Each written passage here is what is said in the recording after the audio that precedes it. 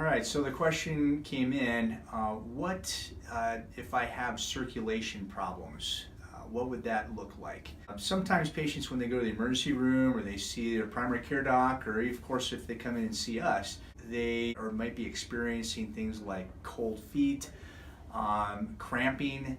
They may be walking for maybe a certain amount of distance, like a block or two, and they may notice that they start cramping to the point that they have to rest.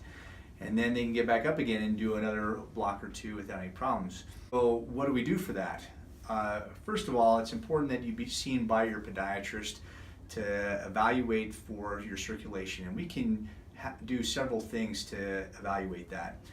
The first thing that we do is, once you're in our podiatric chair, we assess for pedal pulses, and that is evaluating the dorsalis pedis pulse as well as the posterior tibial pulse. And those pulses are actually palpable. We can actually feel them if they're healthy.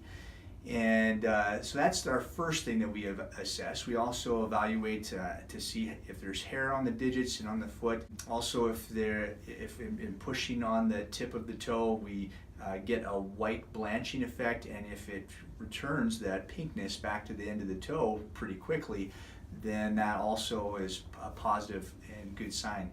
What we also can do, if we're not certain of any of those things, that we're verifying the circulation and we're just kind of, it's questionable, then we can do a test where we put blood pressure cuffs essentially up and down the legs, and that evaluates for circulation, and comparing the circulation in the foot and in the ankle and the calf and thigh to your blood pressure essentially on your arm.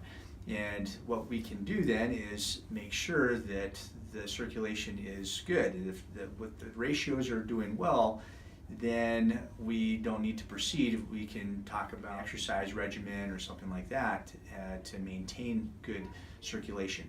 Now, if that comes back and we're still uncertain of how the circulation is doing, then we would refer the patient to anybody that's concerned about their circulation to a vascular specialist, and they can do even more involved testing. So that is what we're doing for circulation problems, and by all means, keep sending your questions to us.